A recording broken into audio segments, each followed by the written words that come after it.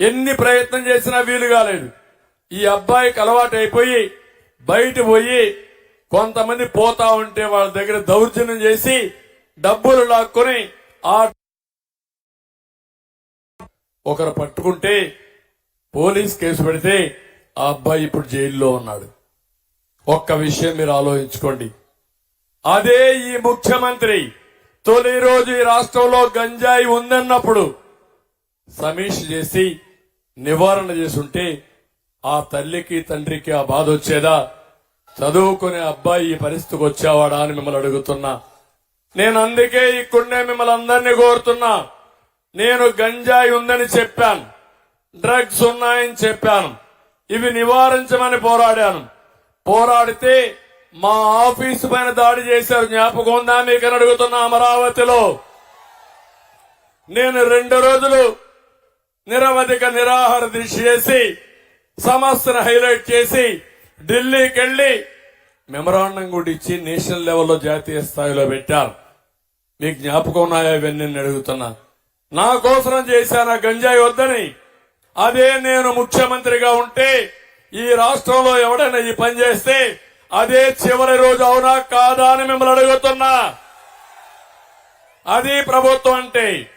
ఇది ఒక చెత్త ప్రభుత్వం, చేతగాని ప్రభుత్వం. ఇది ఒక ఉదాహరణ మాత్రం ఇచ్చాను. ఇక్కడ రాళ్లు వేశారు మళ్ళా చూశారా?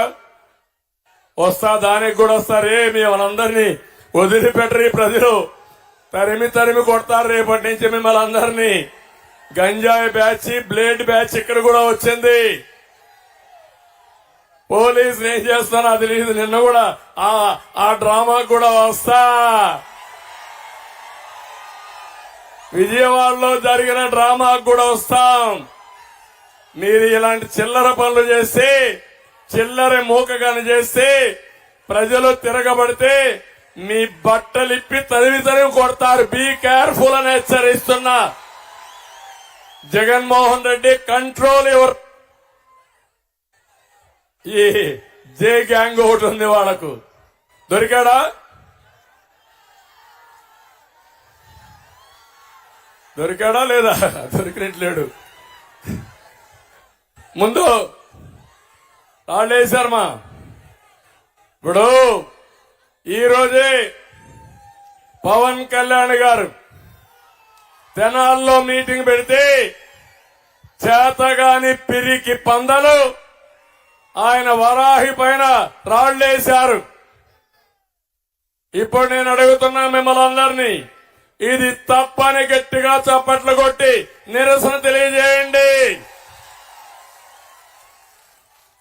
తమ్ముళ్ళు, ఆడబిడ్డలు, మీకు జ్ఞాపకం ఉందా? విశాఖపట్నానికి నేను వచ్చాను. జ్ఞాపకం ఉందా మీకు?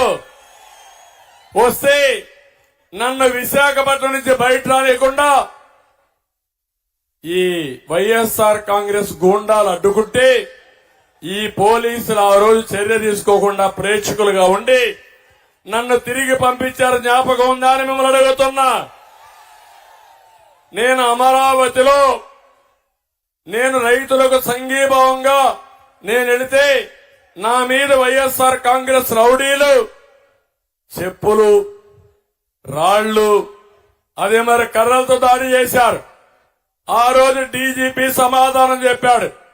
ఏమన్నాడంటే, ఈ రోజు వ్యతిరేకత ఉంది, చంద్రబాబు నాయుడు అంటే ప్రజాస్వామ్యంలో ప్రొటెస్ట్ చేయొచ్చు, రాళ్లతో దాడి చేయొచ్చు, కాబట్టి నేను సమర్థిస్తున్నాను. సిగ్గు లేకుండా డీజీపీ చెప్పాడు. జ్ఞాపకం ఉందా అని అడుగుతున్నా.